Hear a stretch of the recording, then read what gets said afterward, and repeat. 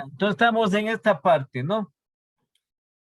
De la inversión inicial ya está hecho la pregunta respectiva de la inversión inicial. Entonces, ¿cómo está constituida? ¿Qué comprende la inversión inicial? La inversión fija, la inversión diferida y el capital de trabajo. Ya. Entonces aquí viene la parte de los presupuestos. ¿Sí? Entonces, dependiendo de la actividad que realiza la empresa, de la diferente actividad. Entonces tenemos aquí los costos de producción. No todas las empresas van a tener este presupuesto de producción o de los costos de producción. Son para las empresas de tipo industrial, de fabricación.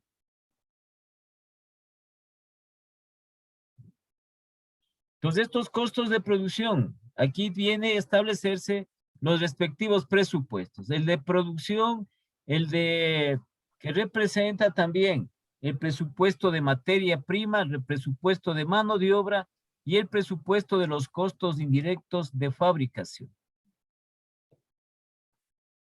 ¿Sí? Entonces, aquí es igual el costo de producción, aquí es igual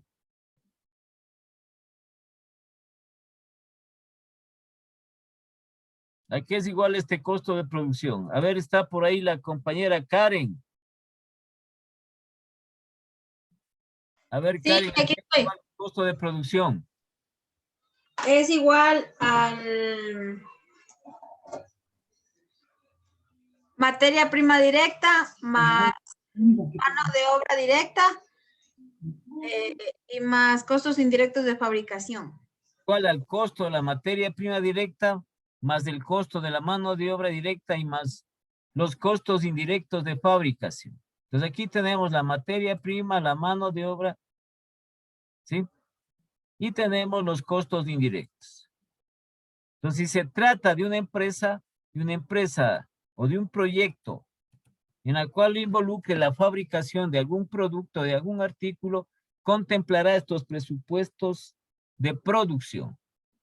Si se trata de una empresa de tipo comercial, el proyecto entonces involucrará el presupuesto de compras de mercaderías.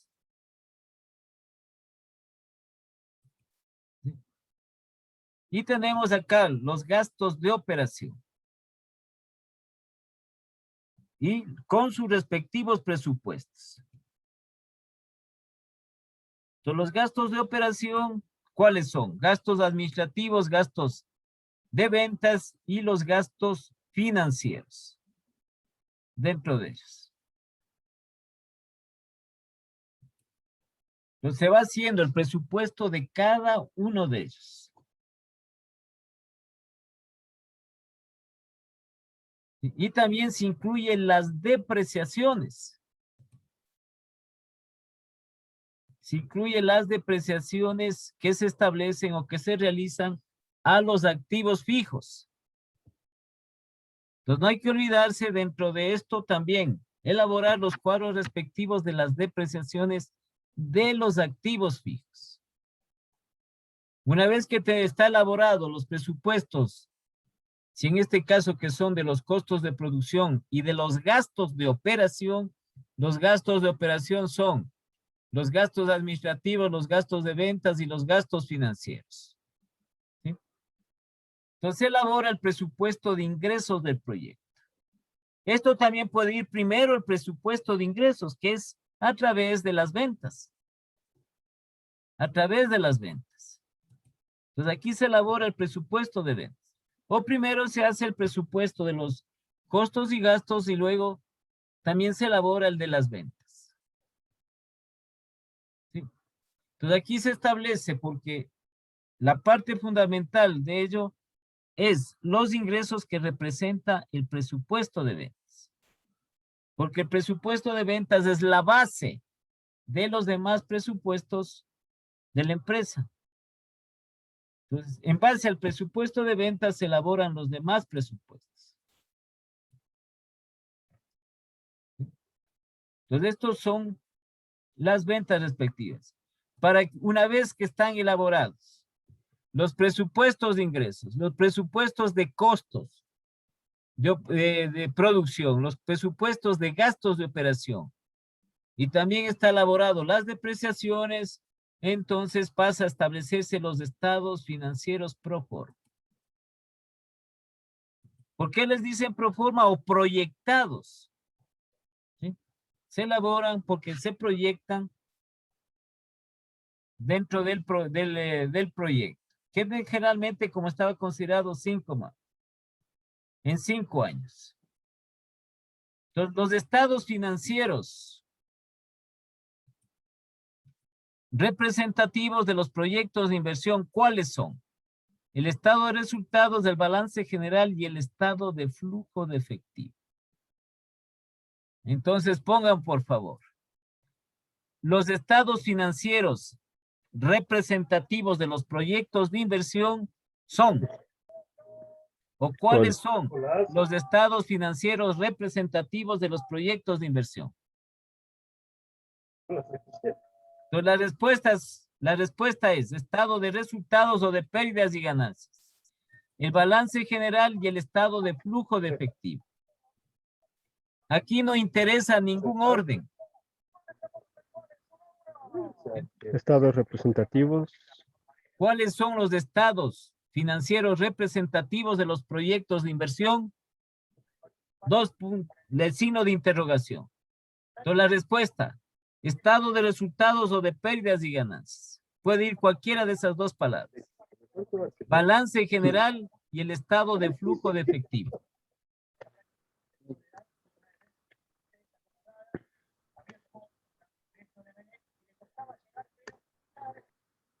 Ya, estamos ahí.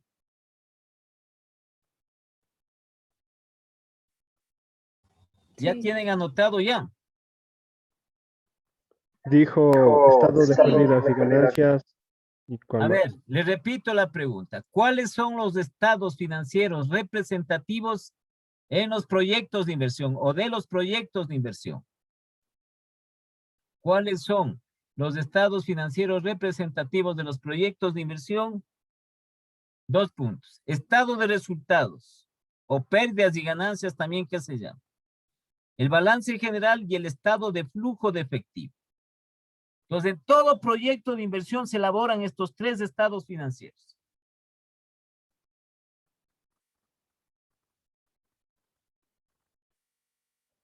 ¿Sí? ¿Ya está anotado?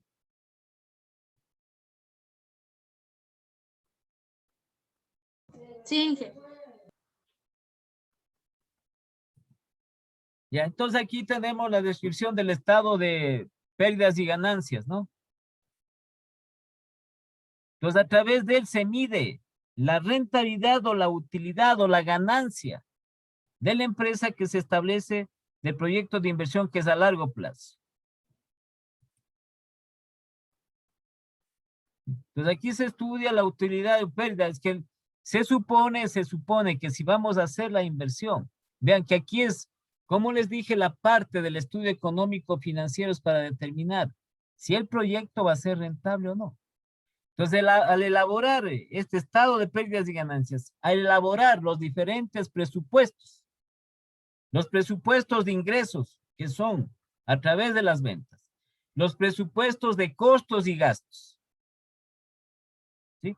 Entonces, ¿en qué resulta eso?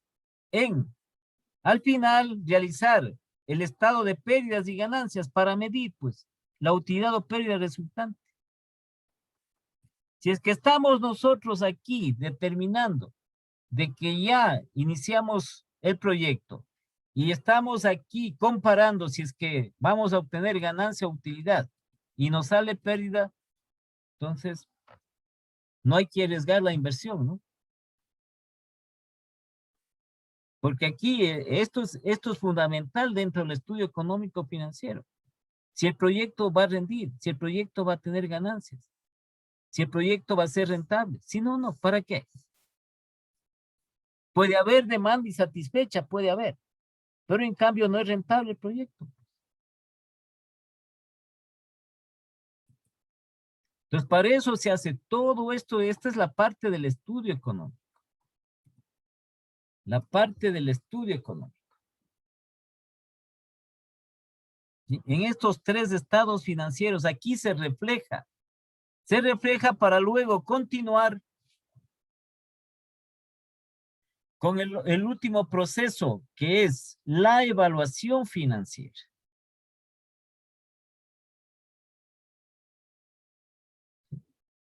Entonces, todo lo que es el estudio económico, en el cual se elaboran los presupuestos que sean necesarios de la empresa, del proyecto, ¿sí? Resumidos en estos tres estados financieros. Entonces, el primero, que es el fundamental, el de pérdidas y ganancias, en el cual medimos si la empresa tiene utilidad o pérdida. ¿Sí? Ustedes ya saben un formato del estado de pérdidas y ganancias, ¿no es cierto? La estructura, los ingresos, que generalmente son las ventas, y los costos y gastos. Entonces, a través de la diferencia de los ingresos menos los gastos, se determina si es que se obtiene utilidad o pérdida. Pero si obtenemos nosotros pérdida, entonces viene la parte de complicación dentro de eso.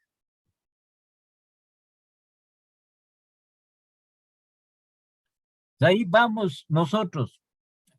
Por eso son los estudios respectivos. ¿Sí? Porque estamos todavía en la etapa de prefactibilidad. Si ustedes revisan la etapa, seguimos en la etapa de prefactibilidad. Ya hemos hecho el estudio de mercado, hemos hecho el estudio técnico, hemos hecho el estudio administrativo, y ya viene esta otra parte de acá, el estudio económico financiero. ¿Sí? Si el estudio económico financiero determina de que no vamos a obtener rentabilidad, entonces ya no se hace la otra etapa, que es la inversión. Pero si el estudio establecido determina que sí vamos a tener rentabilidad, entonces va el destino de los recursos, ahí se va a realizar la inversión, va la inversión respectiva.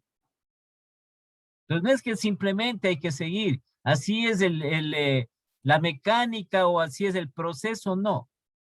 Porque cada una de estas cosas hay que ir viendo, hay que ir analizando cada cosa que estamos nosotros desde el comienzo, desde el inicio de lo que es el proyecto de inversión. ¿Sí? Hay que ir analizando cada uno de ellos. Como les había dicho, el primer paso, si es que en el estudio de mercado no existe demanda insatisfecha, se acabó el proyecto. ¿Sí? Pero si se determina que ha existido demanda insatisfecha, entonces ahí sí va o continúa el proyecto, para luego establecerlo dentro del estudio técnico. ¿Sí? También nosotros no es simplemente, por eso dice estudio técnico, porque existe un sinnúmero de técnicas para poder ubicar, para poder localizar la infraestructura del proyecto. Es decir, la planta, puede ser la planta industrial, la planta comercial del proyecto. No es que se ubica en cualquier parte o se pone el proyecto. Hay técnicas, hay matrices que se elaboran, tanto para lo que es la macrolocalización como la microlocalización. ¿Sí? Y si es necesario, la otra etapa, que es el estudio administrativo. Entonces, donde está estructurado el proyecto de inversión a través del emprendimiento, a través de la empresa constituida. Y tiene que estar bien estructurada eso. Porque se puede tener fallas internas en cuanto a la estructura organizacional de la empresa. Entonces, no es simplemente que se establece, ¿sí? Donde va a funcionar dentro de esa estructura organizativa el proceso administrativo que ustedes conocen.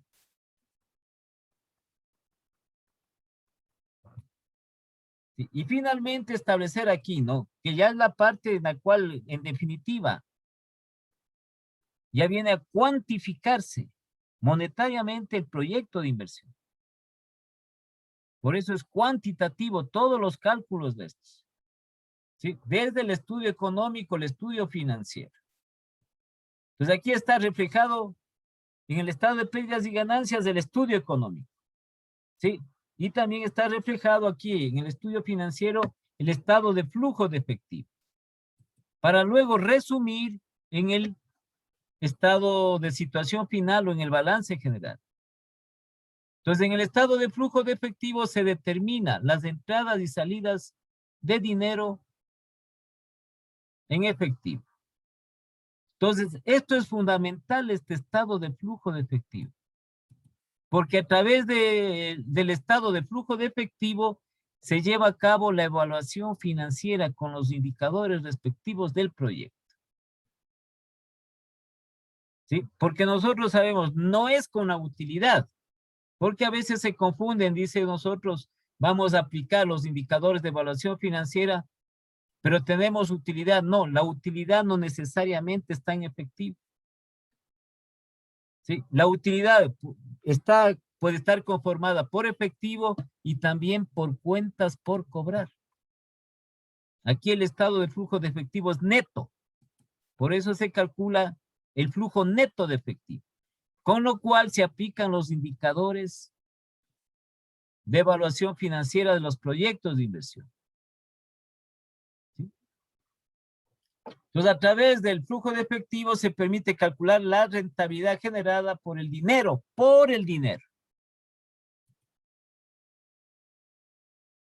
que se invierte en el proyecto. Y el otro estado financiero, que es el balance general. Entonces aquí está contemplado los activos, pasivos y también lo referente al patrimonio de la empresa. Ese es el otro paso. Dentro de lo que es, seguimos nosotros en la parte del estudio económico financiero. ¿Sí? Entonces, aquí los costos y los gastos de la empresa deben clasificarse en fijos y variables.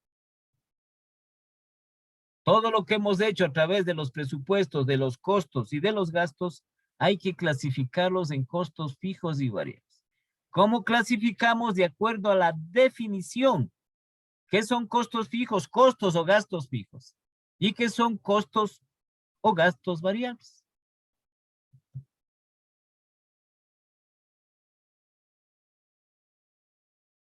Entonces nosotros cogemos cuáles han sido los que hemos visto acá, los costos de producción y los gastos de operación, incluido las depreciaciones. Las depreciaciones son fijos. Y clasificamos en fijos y variables. En base a la definición. Por eso es que tenemos que identificar bien. Podemos sacar esos datos de los presupuestos que hemos hecho o tomar de los estados financieros. ¿Cuál es fijo, cuál es variable?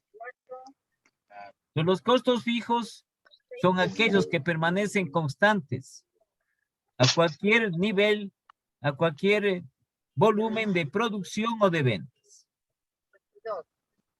Entonces aquí ven arriendos, seguros, sueldo del personal, depreciaciones, entre otros. Como ejemplo.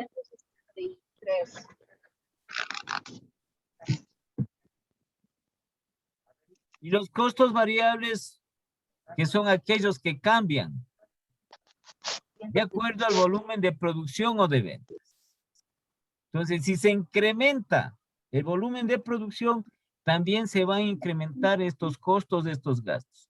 El volumen de producción o de ventas. En cambio, si disminuye o decrece el volumen de producción o el volumen de ventas, estos costos también van a decrecer. Entonces, aquí tenemos nosotros las materias primas, mano de obra, entre otros.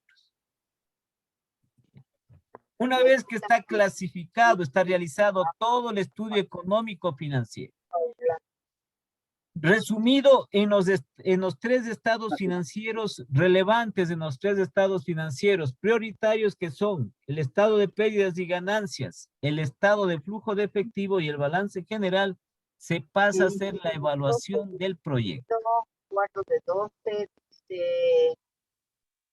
Hagan el favor de cerrar el micrófono.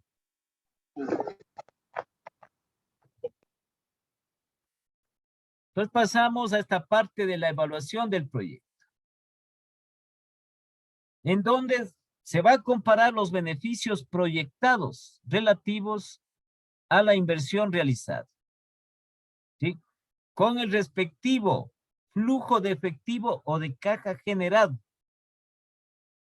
para conocer nosotros lo referente a la rentabilidad del proyecto a través del cálculo de los principales indicadores.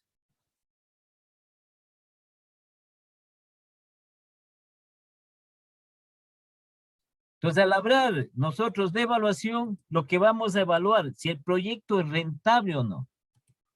Tenemos necesariamente que hablar de la rentabilidad del proyecto. Es como cualquiera, ¿no es cierto? ¿Para qué hace usted una inversión? Como les había dicho, para ganar, pues para ganar dinero. Si no, no hago la inversión. Entonces usted mide la inversión. Usted hace un análisis de la inversión, así en forma empírica. Entonces le dice a alguna persona, algún compañero, algún amigo, ve, hagamos este negocio en el cual vamos a hacer una inversión. Entonces usted mide eso, empíricamente hace su análisis. ¿Sí? Referente a eso. Y si va a ganar, entonces va a ser la inversión. Si no, no.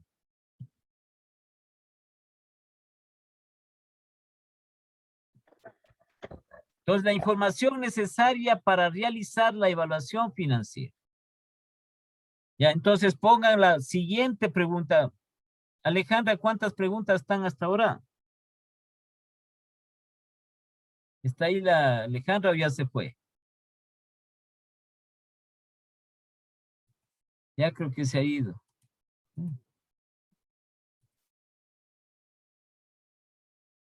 ¿Quién más anda por ahí? ¿Cuántas preguntas tienes, Andrea?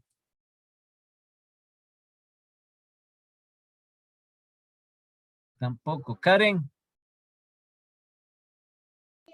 Inge, tengo 18.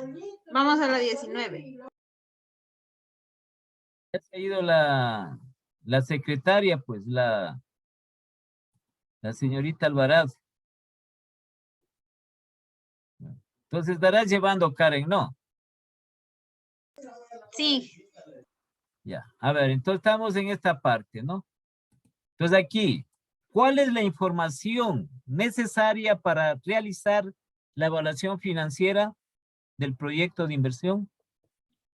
Entonces así va la pregunta, ¿no? ¿Cuál es la información necesaria para realizar la evaluación financiera del proyecto de inversión?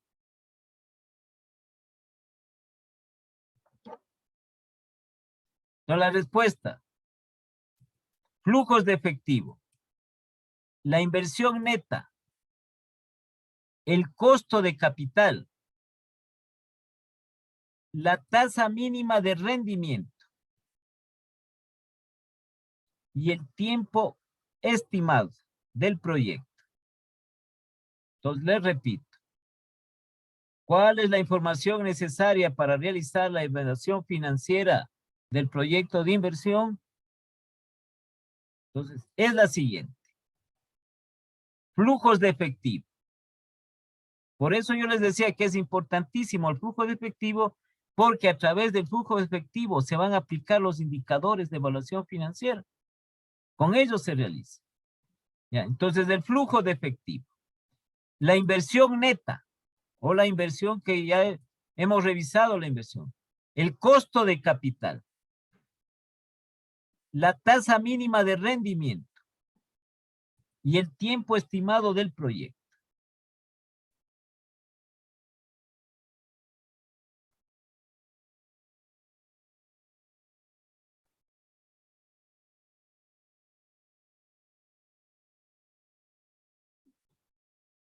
¿Ya? ¿Ya notaron? Flujo de efectivo, inversión neta, costo de capital, eso. Sí, costo de capital, la tasa mínima de rendimiento y el tiempo estimado del proyecto. Entonces hay proyectos, como les decía, un proyecto ya de los proyectos grandes, ¿no? Proyectos grandes pueden tener una duración de 15, 20 años, 25 años. No necesariamente, sino que aquí, como les digo, esta parte de los de los autores y de los que establecen los proyectos medianos, entonces determinan un estándar de 5 años. Cualquier, así como negocio, dice usted, yo me voy a poner un negocio, un restaurante. Entonces estima un tiempo de 5 años. Me voy a poner un bar. Entonces estima un tiempo estimado del proyecto, de vida útil del proyecto estimado de 5 años.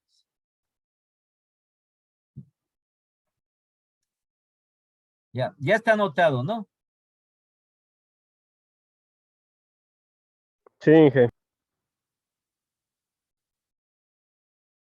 Entonces tenemos esta tasa de descuento en los proyectos de inversión y al momento de la evaluación financiera hay que determinar, hay que calcular esta tasa de descuento. ¿Sí? Entonces la tasa de descuento representa lo que está puesto aquí, esta tasa mínima de rendimiento. La tasa de descuento representa la rentabilidad que el inversionista exige a la inversión a cambio de no invertir en el sistema financiero.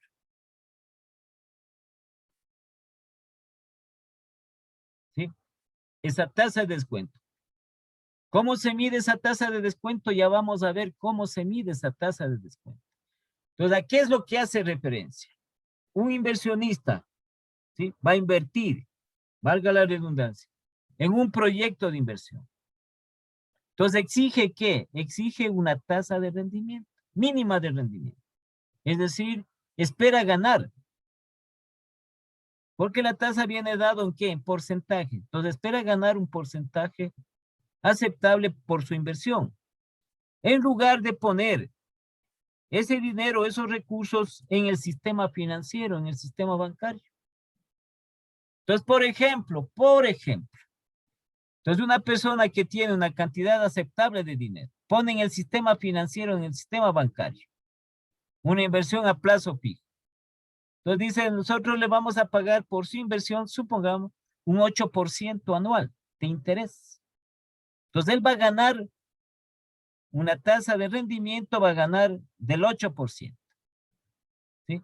En el proyecto de inversión espera él ganar una tasa mayor. A esa se le denomina tasa de descuento, la tasa mínima de rentabilidad que espera el inversionista o que espera tener a través del proyecto de inversión.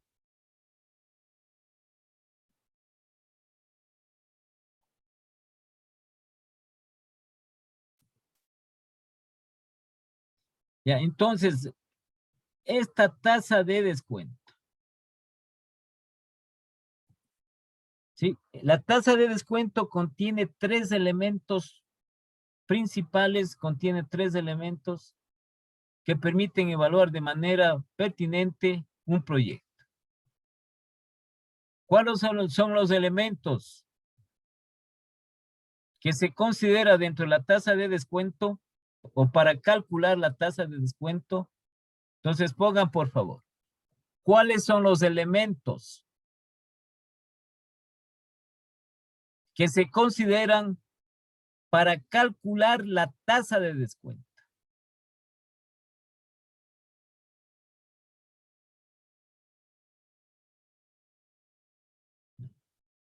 Entonces las respuestas son 2 puntos. El costo promedio ponderado del capital.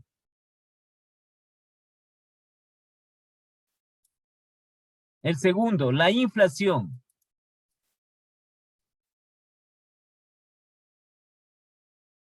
Y el tercero, el riesgo país o el riesgo que el inversionista considere.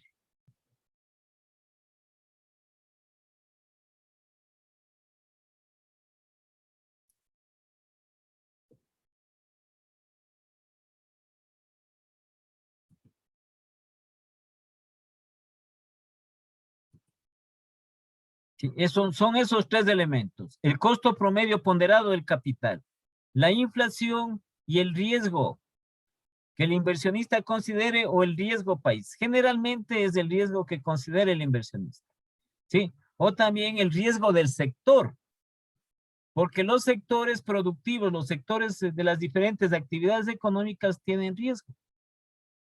Entonces establece esos datos, incluso esos datos determinan, están cuantificados. Ya, entonces aquí está puesto. En este cálculo se considera el promedio ponderado del capital que se obtiene con la tasa pasiva de la banca respecto al valor a invertir.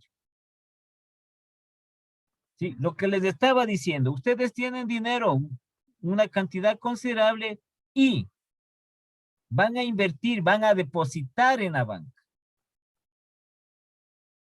¿Sí? Van a poner ese dinero a plazo fijo, a un determinado tiempo. Pueden poner a 3 años, pueden poner a 4 años, pueden poner a 2 años.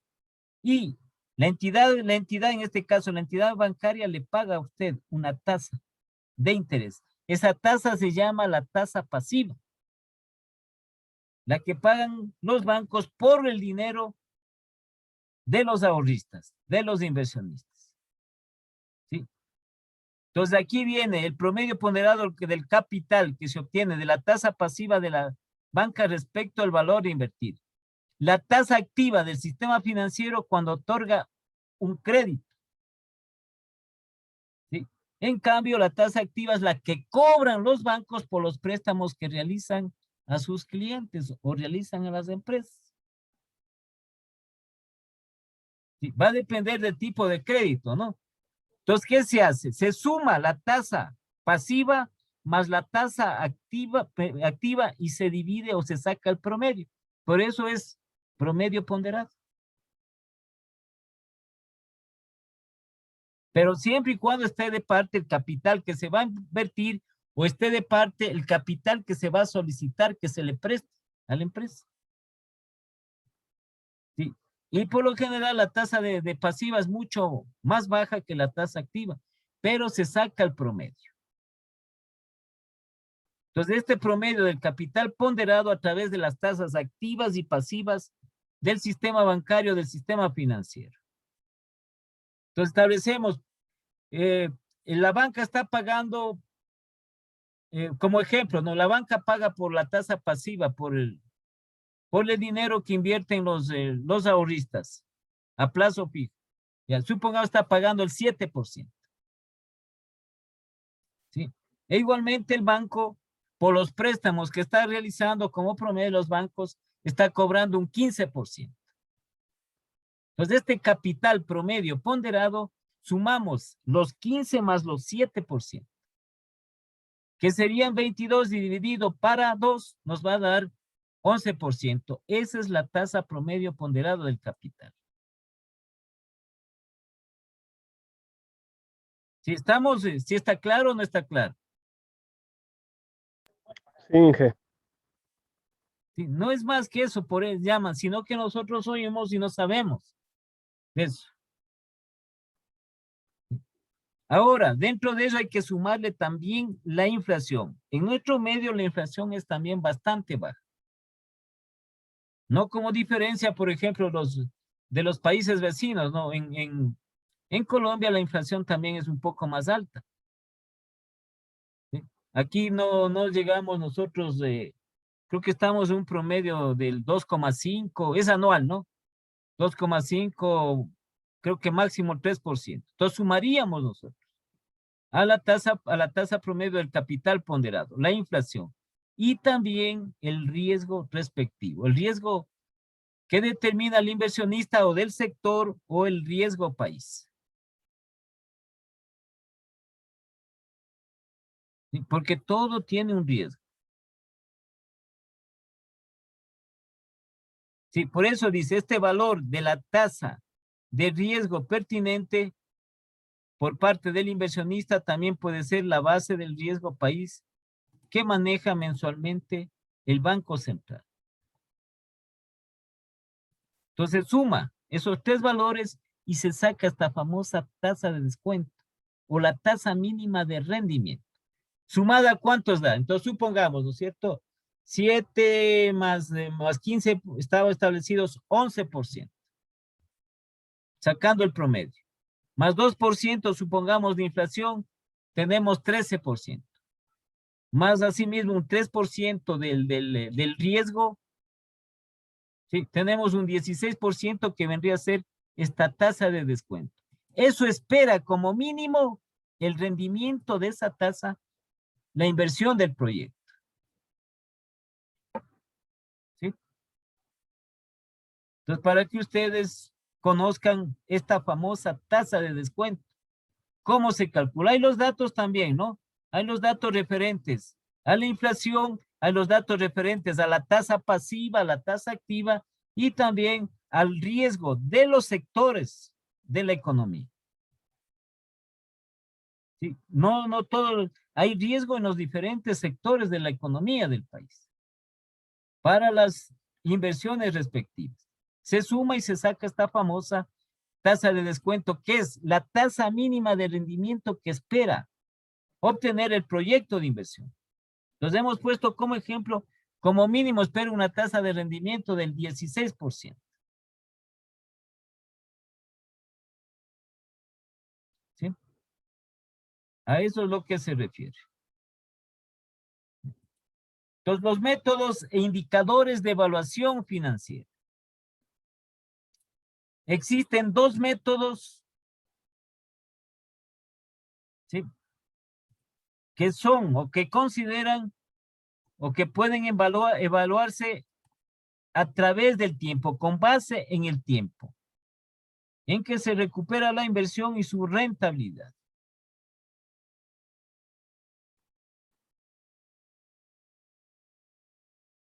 Estos métodos de evaluación financiera, ¿cuáles son? Primero, métodos que no consideran el valor del dinero en el tiempo. Segundo, métodos que sí consideran el valor del dinero en el tiempo. Y el tercero, el punto de equilibrio. Ya, entonces, ¿cuáles son los métodos de evaluación financiera? ¿Cuáles son los métodos de evaluación financiera? Métodos. No estamos diciendo indicadores.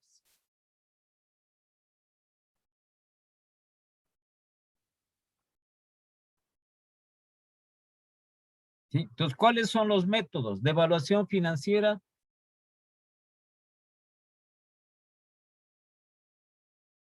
Entonces tenemos métodos que no consideran el valor del dinero en el tiempo. Segundo, métodos que sí consideran el valor del dinero en el tiempo. Y tercero, el punto de equilibrio.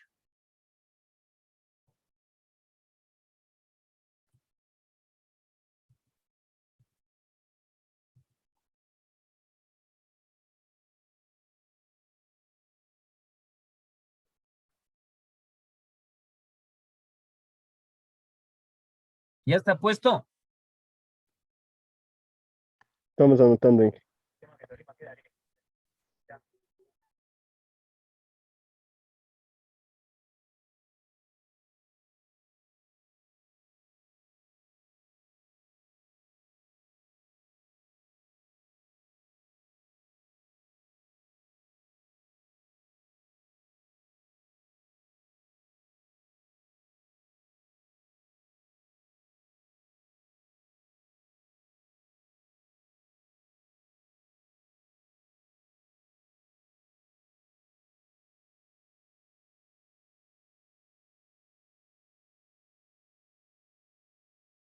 Ya.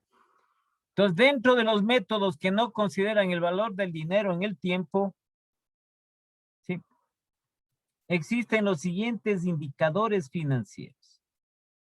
Periodo de recuperación, la tasa simple de rendimiento y la tasa promedio de rendimiento.